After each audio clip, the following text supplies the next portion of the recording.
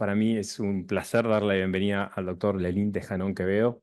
Él es el director de la carrera de Medicina de la Facultad de Medicina de la Universidad Católica Argentina. Él además tiene un magíster en bioética, es médico especialista en medicina crítica, doctorando en medicina, es profesor pro titular de bioética en la UCA, es médico de la terapia intensiva del Hospital Francisco Santoyani, además también es presidente del Comité de Ética en Investigación. Y también es miembro del Comité de Bioética de la Academia Nacional de Ciencias Morales y Políticas. Nos preparó entre 20 y 25 minutos de una charla que se llama Ética y Humanización en los Cuidados de Salud, entrenando competencias comunicacionales desde una perspectiva ética.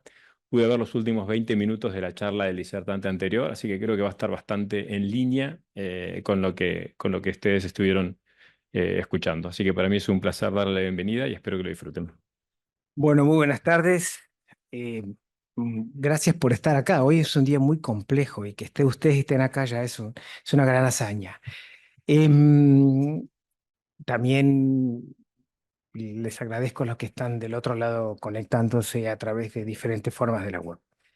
Bueno, más allá de la presentación, yo quería plantear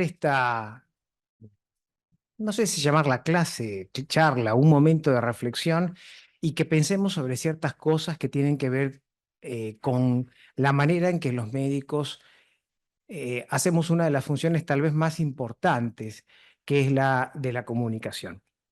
Fíjense, si nosotros como médicos vemos 4 pacientes por día, 4 días a la semana, ya vemos 16 pacientes, y esto lo anualizamos por 40 semanas, ni siquiera por 48, sino por 40 semanas, vamos a tener una gran cantidad de entrevistas que tenemos que hacer en nuestra vida como profesionales de 30 años aproximadamente, ¿no? Con lo cual, estas miles de entrevistas que nosotros tenemos que hacer, sin embargo, me gustaría saber quién de ustedes recibió una formación, no una clase, una formación en cómo entrevistar y comunicarse con el paciente. El que lo hizo, le felicito. No levantó la mano a nadie, entiendo que no lo hicieron nadie. Pero bueno, la cuestión es que este es un asunto crucial en medicina, y mucho más aún si nosotros estamos hablando de humanización. George Thibault y algunos otros autores han planteado de que nosotros estamos viviendo una situación de fuerzas deshumanizantes. Hay varias fuerzas deshumanizantes, según estos autores. Uno es el corporativismo de la práctica médica, otro es el aumento del rol de los negocios y de las finanzas en la medicina, otro es la fragmentación de las experiencias de los pacientes, la hiperespecialización, la reducción del tiempo de los encuentros clínicos, cada vez es menos tiempo lo que nosotros estamos con los pacientes.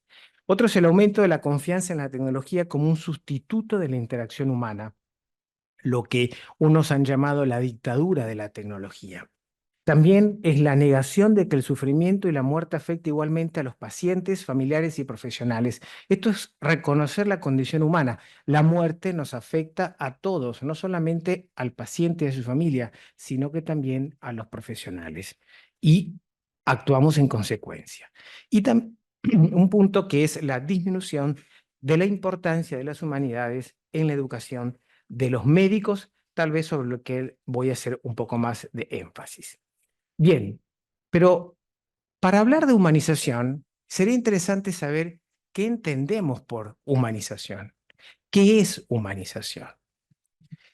Evidentemente, todos nosotros fuimos testigos de esto. Era la pandemia, una de las situaciones más complejas, tal vez la tragedia en salud pública más importante del siglo XXI. Todavía no ha acabado el siglo, ha pasado solamente un cuarto de siglo, no sé si habrá algo parecido, pero todos los acá presentes vivimos y sobrevivimos la pandemia. Estas eran acciones en momentos de la pandemia, ustedes seguramente se acuerdan, estas mascarillas con sonrisa, bailes, coreografías, esta persona que se acercaba a tocar la guitarra, pero a la vez la pandemia también nos dejó esto: aislamiento, ausencia de contacto con los familiares. Recuerden de que no había visitas, recuerden de que no se podía despedir a los a sus muertos, nadie podía despedir a sus seres queridos. La muerte incluso en situaciones completamente inhumanas. Es decir, quienes por un lado un día estaban presentes haciendo coreografías, presentándose con unas máscaras, unas mascarillas y unos barbijos con sonrisas, al día siguiente también estaban haciendo eso o el mismo día. Entonces, el planteo es, ¿de qué hablamos cuando hablamos de humanización? ¿En qué consiste esto de humanización de los cuidados de la salud, de humanización de la medicina, de los estudios, de la formación de los médicos?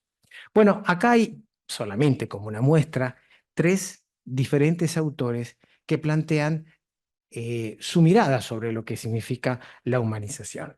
Por ejemplo, Kathleen Revise dice que el humanismo es, en la atención de los cuidados de la salud, es una atención clínicamente excelente, amable, segura y confiable, es decir, excelencia técnica más amabilidad, seguridad y confianza en cada interacción.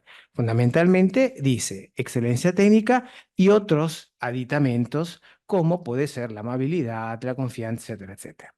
George Thibault dice que el humanismo es cualquier enfoque en que los intereses y los valores y la dignidad humanas predominen sobre el pensamiento y la acción médica. Acá está escindiendo, separando. Es decir, el médico parecería ser que tiene que arroparse, embestirse de un rol humano porque no lo es.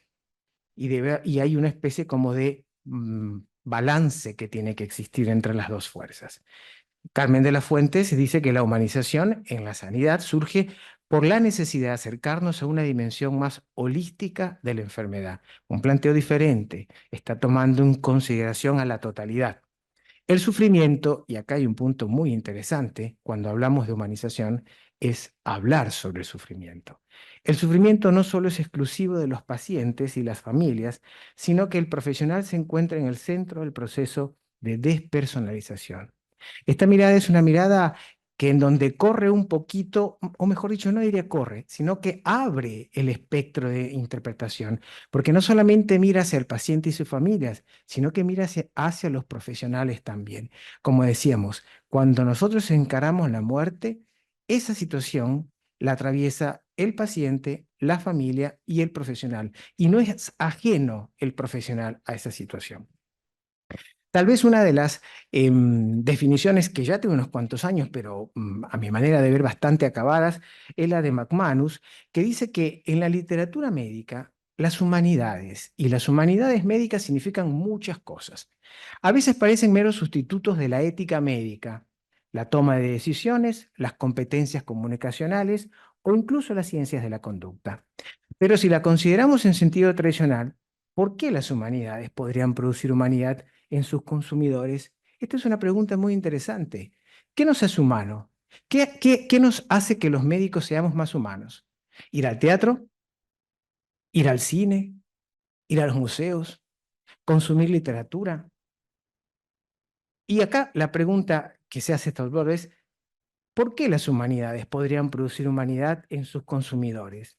Las explicaciones más populares, según este autor, incluyen un espejo en el cual se refleja uno mismo o una experiencia vicariante, cada una de las cuales fomenta la empatía, la comprensión y la introspección.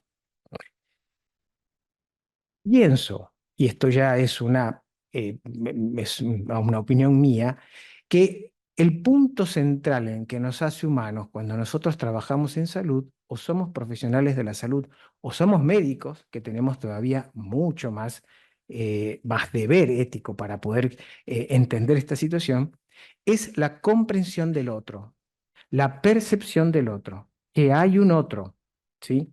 Porque ese otro también te permite percibirte a uno mismo. Hay un pequeño refrán que ustedes seguramente lo habrán escuchado y es que pinta tu aldea y pintarás el mundo. Decíamos que dentro de las fuerzas deshumanizantes estaba el poco espacio que hay en la formación en los médicos para actividades relacionadas en la comunicación, etcétera, etcétera. Bueno, fíjense, estos son de los estándares de medicina que fueron hace un par de años, en el año 22, realmente comenzaron a entrar en vigencia el año 2023, los últimos estándares de las carreras de medicina, cómo se preparan a los médicos en Argentina. Estos estándares tienen 19 ejes curriculares y hay 154 contenidos básicos. De esos contenidos básicos, el 88% son biomédicos. Hay un 7% humanísticos y hay un 5% de contenidos que corresponden a prevención y promoción. Como ustedes verán, hay un predominio de contenidos biomédicos. La pregunta es, queremos que los profesionales, queremos que los médicos sean más humanos, pero ¿estaremos haciendo bien? ¿Estaremos poniéndole el peso en formación a los médicos como debería ponerse si es que queremos que sean humanos? Bueno, acá estamos viendo de que hay un predominio de formación desde la biomedicina que es una mirada más biologicista del proceso de salud y enfermedad. Acá mi pregunta es, ¿cuán humanista es el estándar curricular de medicina? Fíjense, acá hay estos temas que están dentro de este sector que habíamos dicho que correspondía a lo humanístico, a este 7%. Entonces, estamos hablando de antropología en el proceso de salud y enfermedad, cuidados paliativos y rehabilitación, relación médico-paciente, relación médico-paciente, familia-comunidad. Hay una serie de ítems como entrevistas, subjetividades, lazos emocionales, tradiciones, comunicación. Bioética, bioética que es necesario para la humanización, pero no necesariamente sea igual a humanización. Obviamente, el estudio de los principios, los problemas éticos al inicio y al final de la vida, los problemas éticos en trasplantes, en el morir, derecho de los pacientes, que esto ya sale a otra esfera, la medicina legal y medicina forense, que obviamente es otra especialidad dentro de todas las especialidades médicas, la deontología, certificación y documentación, la organización, justicia y derechos, y el mercado laboral y la legislación. Entonces, volviendo a la definición de McManus sobre qué es el humanismo y qué son las humanidades médicas, me gustaría hacer énfasis en dos cosas fundamentales, en que no podemos hablar de humanidades médicas sin hablar de ética médica o de bioética. Hoy en día la ética médica está dentro de la bioética y obviamente no podemos hablar de humanización si no estamos hablando de comunicación. Dos aspectos muy importantes que tienen que ver. Y fíjense que incluso en el concepto de McManus dice, a veces se confunde con ciencias de las conductas y ahora vamos a ver por qué puede ser que haya esa confusión. Bien, acá este término que a algunos de ustedes no les gustará o algunos entenderán, no vamos a entrar en detalle o en polémica si el término está bien o no está bien. Para algunos está bien, para unos no está bien, pero convengamos que tiene su historia y que a veces la historia tiene su impronta también de por qué aparece. Pero hay las famosas competencias blandas. Tampoco vamos a decir todas las competencias blandas porque ustedes saben que en medicina existen varios tipos de competencias blandas de acuerdo a diferentes organizaciones, asociaciones médicas, asociaciones de educación médica, etcétera, etcétera. Pero esta definición del diccionario de Oxford me parece muy corta y muy precisa. Las competencias, así llamadas blandas, con el permiso de la palabra, son cualidades personales que permiten comunicarte bien con las otras personas. Casi que reduce a la comunicación, pero es una definición. Bien, acá tenemos, de acuerdo a Campbell, diferentes tipos de competencias que son esas habilidades blandas o esas habilidades complejas que el médico tiene que poder conocer y tiene que poder tener para poder ejercer su profesión. Liderazgo, el manejo del estrés, la atención en los detalles, la confianza en sus capacidades, el trabajo ético, la comunicación clara, el aprendizaje a partir de la retroalimentación, la perspectiva positiva, la empatía y la humildad. Fíjense que ahí tenemos diferentes tipos, vamos a decir, de competencias, la comunicación en el centro de todas ellas, junto con el trabajo ético. Bueno, la humildad también es una cualidad moral de la persona. Entonces, ¿por qué necesitamos nosotros tener una buena comunicación? Esto probablemente ustedes lo hayan sentido en su trabajo diario, en su día a día. Hay muchas razones, acá solamente unas cuantas. Una buena comunicación influye positivamente en la satisfacción y seguridad del paciente. Mejora la adherencia al tratamiento. Disminuye el error médico, los conflictos y litigios. Mejora los objetivos generales de los cuidados de la salud. Desarrolla empatía y compasión. Y facilita la percepción del paciente en la participación del paciente en la toma de decisiones. Estos son unos cuantos. No quiere decir que sean todos, pero estos son unos cuantos de los diferentes beneficios que nos ofrecen una buena comunicación. Y fíjense que el término que yo estoy usando, buena comunicación, no estoy usando efectiva, eficaz, asertiva, ni ninguno otros de los términos que podrían ser, pero esos términos solamente hacen énfasis en la eficacia, ¿sí? Y en medicina las acciones tienen que guiarse por lo bueno, no necesariamente por la eficacia. Obviamente que la eficacia es una parte de lo bueno, pero no es la totalidad. Entonces, cuando entrenamos a los alumnos, a los futuros médicos, a los alumnos de la Facultad de Medicina, sobre las habilidades, a diferentes tipos de habilidades blandas, concretamente cuando estamos trabajando sobre comunicación, hay que tener en cuenta ciertos aspectos. Uno de estos aspectos es que hay poca presencia de este tipo de entrenamiento en los planes de estudios. Yo comencé haciéndole a ustedes unas preguntas, si ustedes se entrenaron como tal, y ustedes me dicen, no, no recibimos. Así que esto es un gran ejemplo del poco espacio que existe de este tipo de entrenamiento en los planes de estudios.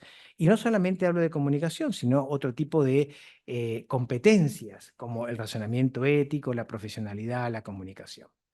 Después hay la falsa creencia de que la comunicación se aprende con la experiencia. Eso es un error. Nadie aprende a comunicar bien a través de la experiencia. Hay médicos que se van a jubilar y no saben comunicar y siempre tienen problemas de comunicación con sus pacientes. Hay otros que no tienen problemas de comunicación porque saben comunicar. Y esto no quiere decir que adquirieron con la experiencia. Probablemente esos médicos antes sabían comunicarse y sabían tener una buena relación comunicativa con otras personas y continuaron teniéndolos con sus pacientes. Ahora, el que no la tenía y que no la aprendió, evidentemente va a comunicarse mal y siempre va a comunicarse mal. Y por ende va a tener o va a ser una pauta de generar conflictos.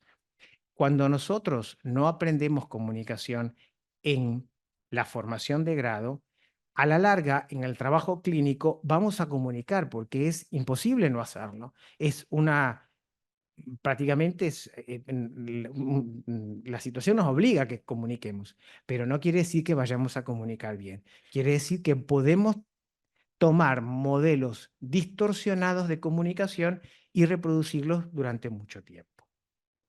Bueno, acá está la adopción de modelos defectuosos debido a la falta de formación de comunicación, de educación de grado, y la buena comunicación es esencial para proporcionar una atención de alta calidad. Esto es importante. No hay atención de alta calidad si no hay una buena comunicación. Ahora, un punto interesante. El modelo maestro-aprendiz que existe en algunas cosas en la enseñanza de diferentes prácticas en medicina es difícil acá, porque este modelo se basa en el enfoque de prueba y error. Y en muchos casos, cuando uno comunica mal, no hay posibilidad de remediar el error. Fíjense, si nosotros trabajamos en comunicación de malas noticias, una mala noticia nunca se va a transformar en una buena noticia, porque es mala noticia por su esencia. Ahora, si no la sabemos comunicar o la comunicamos mal, se transforma en una peor noticia, pero va a ser una mala noticia. Y los requisitos de que la comunicación exige no solamente de que los estudiantes, sino que los profesores y estudiantes posean conciencia en sí mismos, sensibilidad interpersonal y voluntad de reflexionar. Bien, acá, por esta razón, por todo lo dicho, Ryder dice que las dimensiones humanas de los cuidados de la salud, sus valores esenciales y una comunicación experimentada necesaria para cada interacción de salud son fundamentales para la relación centrada para que la relación centrada en el cuidado sea compasiva, ética y segura. Fíjense que pone ya acá diferentes aspectos. Un aspecto ético, un aspecto seguro, de una eficacia, de seguridad del paciente, y un aspecto más que tiene que ver con lo emocional racional, no exclusivamente emocional, como puede ser la compasión, que es el paso posterior a través del cual se llega, al cual se llega a través de la empatía. Ahora bien, ¿por qué tiene que existir estos tres aspectos? Hay un aspecto ético, un aspecto de eficacia, un aspecto emocional o empático. Y acá me gustaría retrotraernos a muchos años atrás, al concepto de comunicación, de diálogo, de relato, de discurso, que tiene ya Aristóteles y que lo pone obviamente en su obra Retórica. Él decía que un discurso que era capaz de persuadir lo podía hacer siempre que se combinen tres aspectos. El ethos, que es la credibilidad de la persona que está, del orador, de la persona que está hablando, el estado emocional, pathos, del oyente, y el argumento en sí mismo, que es el logos. Es decir, esta idea de que en la comunicación tienen que ir componentes no solamente de lo que estamos trabajando, el argumento en sí, la información que estamos transmitiendo, sino también la credibilidad del orador y cómo, cómo va a recepcionarlo el oyente, ya estaba incluso en los albores de la civilización occidental, desde luego. Porque el sentido de la comunicación en medicina es mucho más allá que la información. El sentido de la comunicación en medicina es la persuasión para que se tome una decisión. Nosotros no somos un noticiero que comunicamos, que informamos y se acabó. Nosotros trabajamos con la información para para persuadir al paciente a que él tome una decisión. Obviamente, la decisión del paciente, respetando los principios de autonomía o de libertad, va a ser la decisión que él considere necesaria. Pero para poder tomar esa decisión, nosotros ofrecemos una información que es persuasiva. No es una información 100% no persuasiva, es persuasiva. Por esa razón, el paciente después va a tomar una decisión. Bien, entonces, volviendo a estos tres aspectos de que Aristóteles ya los plantea en retórica, tomándolos como guía para poder expresar lo que hay que expresar acá, decíamos, el logos es el ordenamiento, la intencionalidad, la razón o la justificación de algo. Y acá tenemos diferentes tipos de abordajes en las tomas de decisiones de acuerdo a ese logos, a esa información que nosotros hemos seleccionado para transmitir, porque no transmitimos cualquier tipo de información, transmitimos una información selectiva con los fines de persuasión.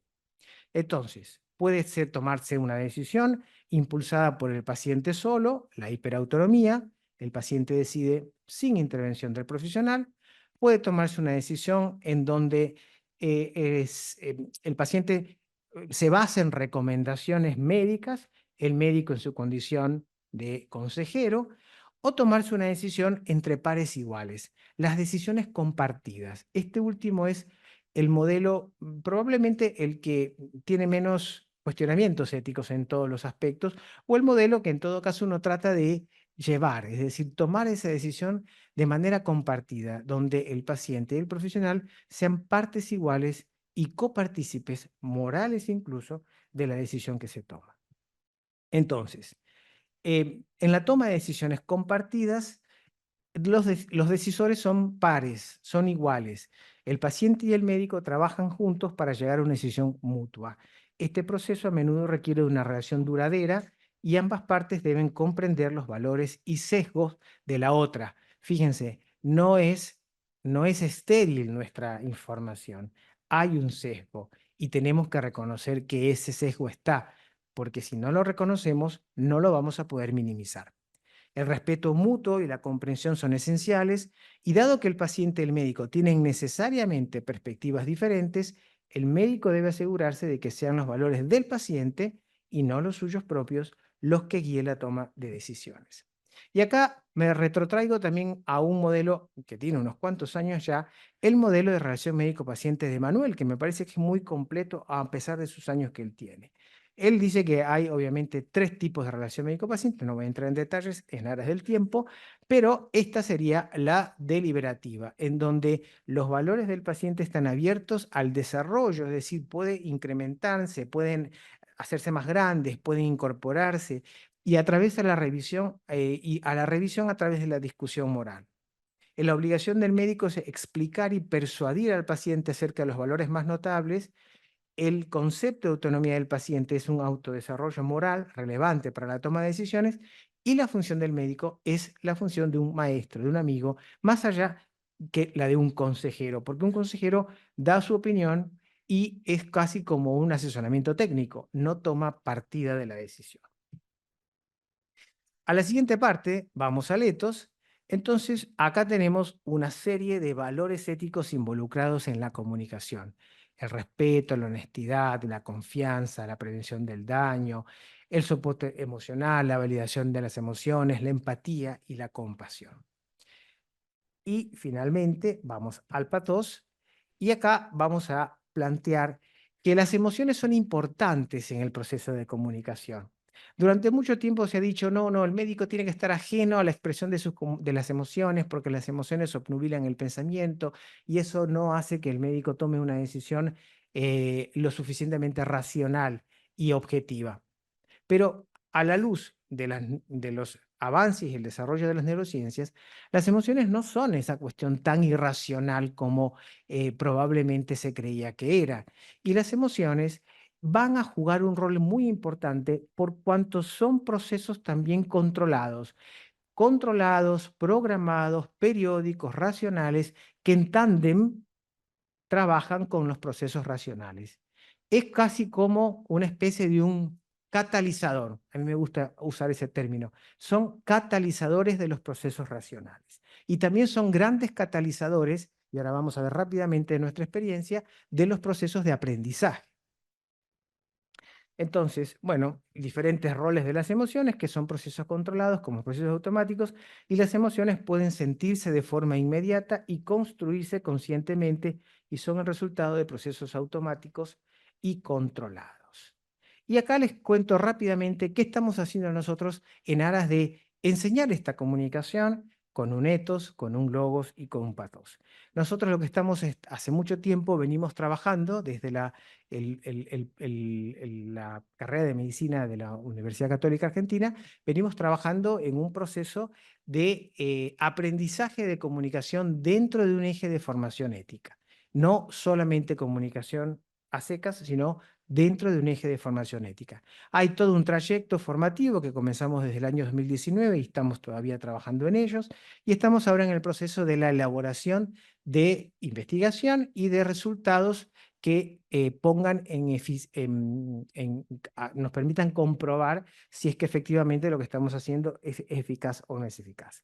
Entonces, lo que nosotros trabajamos es a través de un taller de comunicación basado en la simulación. Como todo proceso de simulación, tiene 3 momentos: un pre-briefing, un briefing y un debriefing, en el cual los alumnos conocen los casos. En el caso del pre-briefing hablan sobre comunicación, conocen protocolos de comunicación, luego comunican, en el momento del briefing, a pacientes simulados, que son actores que están específicamente capacitados para estos, entrenados para simular un caso, y luego en el debriefing todos los videos de su comunicación, de las comunicaciones, son revisados y los alumnos nuevamente analizan lo que ellos hicieron. Así que fíjense, cuando los alumnos inmediatamente después de comunicar, estos son las diferentes emociones que ellos expresan.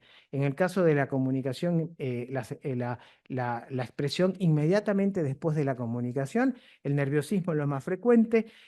Y en el segundo caso, en el caso de la nube de palabras azul, ahí tenemos las emociones que presentaron los alumnos luego del debriefing, es decir, en otro momento, porque la diferencia entre el momento de la simulación y el debriefing es una semana, con lo cual ha pasado una semana, les ha permitido que ellos recapaciten, piensen, revean sus videos, se vean cómo comunicaron y fíjense que hay una diferencia entre las diferentes emociones y lo interesante es que comienzan a aparecer en el segundo caso, es decir, luego del debriefing, el cuadro azul, emociones que ya tienen que ver con conceptos morales, como por ejemplo puede ser empatía, crecimiento personal, satisfacción por el deber cumplido. Sorpresa siempre es algo que nos genera dudas y siempre cuando ponen sorpresas le pedimos que pongan en qué sentido, porque una sorpresa puede tener sentido positivo y sentido negativo, ¿sí? En este caso es sorpresa en sentido positivo. Bueno, acá les presento una serie de pósters que nosotros hemos presentado en diferentes congresos, donde hemos trabajado el rol de las emociones en la comunicación. En la comunicación, siempre trabajamos en comunicación de malas noticias. Este año incorporamos ya a enfermería a los talleres de comunicación. Los enfermeros tampoco aprenden a comunicar y también tienen que comunicar. Es una función muy, es más, hablan más con los pacientes que nosotros los médicos. Están todo el tiempo hablando con los pacientes, por ende tienen mucha más necesidad de comunicación. Bueno, diferentes póster que hemos presentado en congresos tanto nacionales como internacionales. Y finalmente concluimos diciendo que la humanización en los cuidados de la salud es uno de los retos más importantes que tiene hoy en día la medicina actual. Los conceptos de las humanidades médicas son amplios, no son todos homogéneos, son diversos y obviamente existe una mentalidad predominantemente biologicista.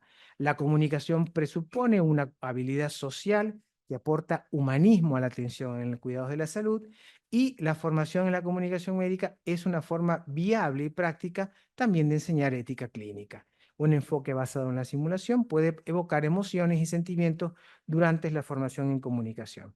Y finalizo con estas palabras de Laín Entralgo que dice que, decía, que aunque la automatización de la práctica médica ha de lograr maravillas, tengo por seguro que la asistencia al enfermo nunca podrá alcanzar la perfección deseable sin que el médico reciba directamente de él la información que como tal enfermo debe darle y sin que la operación terapéutica lleve consigo la parte que la persona del sanador ineludiblemente pone en ella.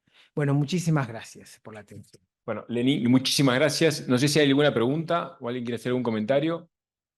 Yo tengo un comentario y pregunta más que nada, Lenín, porque me encantó lo que mostraste sobre el entrenamiento en la carrera de medicina. Creo que es extremadamente importante, especialmente para dejar la semilla de que estos aspectos son tan importantes como los técnicos.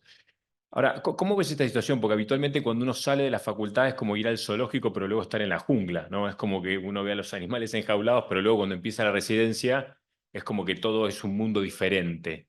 ¿Cómo te parece que los programas de formación superior debieran apuntar a esto, que son entornos completamente diferentes a los, por ahí, a los contenidos del pregrado?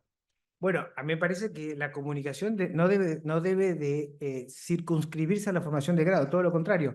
La formación de posgrado es la que primero comienza a plantear el tema de la comunicación y como se daban cuenta de que era más complejo encarar en posgrado, es decir, entre los residentes, comienzan a pensar que, bueno, que habrá que encararlo en grado, porque cuando llegan a posgrado ya es un poco tarde, porque yo siempre digo, yo nunca me olvidaré cuando era un residente, hace muchos años, joven, y tuve que decir por primera vez que un paciente falleció.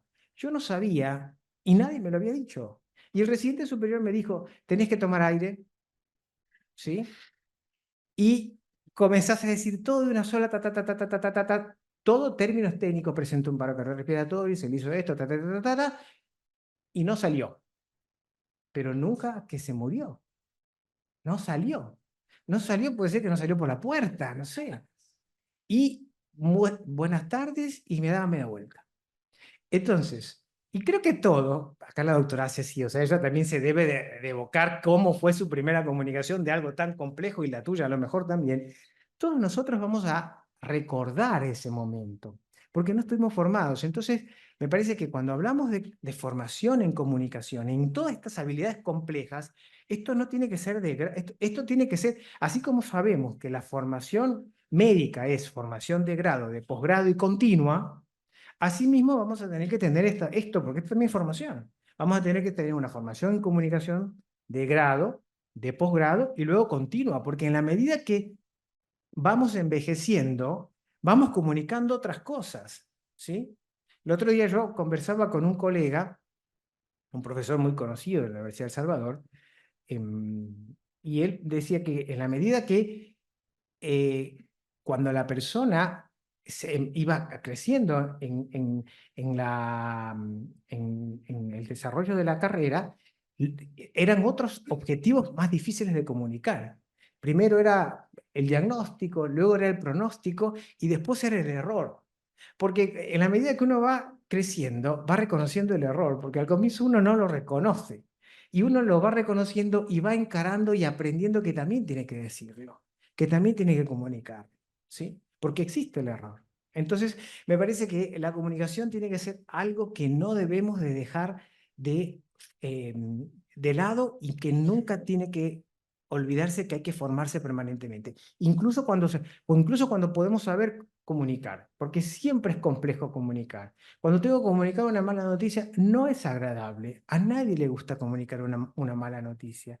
Es, siempre te moviliza, porque como dice esta autora que hay que presento, esa mala noticia, esa situación difícil, esa muerte, por ejemplo, cercana, te está atravesando a vos también como profesional. Y si vos no reconoces que te atraviesa como profesional, va a ser medio complicado, porque entonces vas a tratar de negarla, de no considerarla y bueno, vas a ser inhumano en la comunicación. Tengo una última para hacer tu opinión. ¿Qué pensás de estos programas de medicina narrativa que a veces se incorporan en la formación de posgrado como para que los médicos podamos tener mayor riqueza en el lenguaje y de construir algunos términos sin utilizar eufemismos de alguna forma, sino eventualmente poder plantear las cosas de una manera más amena y más puntual? Porque a medida que vamos progresando en la carrera, a veces deformamos nuestro lenguaje, como recién lo planteabas, y creo que en la riqueza del lenguaje está mucho también la riqueza de la capacidad de comunicarnos. ¿Qué piensas de eso? A mí me parece que son útiles, no me parece que, o sea, no creo que todo tenga que limitarse a eso, ¿no? Porque me parece que a veces cuando yo veo que hay toda una medicina narrativa, bueno, creo yo que eso es un pequeño exceso, en mi opinión, ¿no? Pero sí es necesario aprender la narración, porque nosotros conocemos las enfermedades, estudiamos las enfermedades, pero tenemos que conocer al paciente. Y para poder conocer a ese enfermo, ese paciente, es necesario saber qué es lo que él nos va contando, porque en la medida que nos va contando, vamos nosotros descubriendo qué es lo que a él le está pasando y cómo lo va entendiendo, cómo lo va interpretando.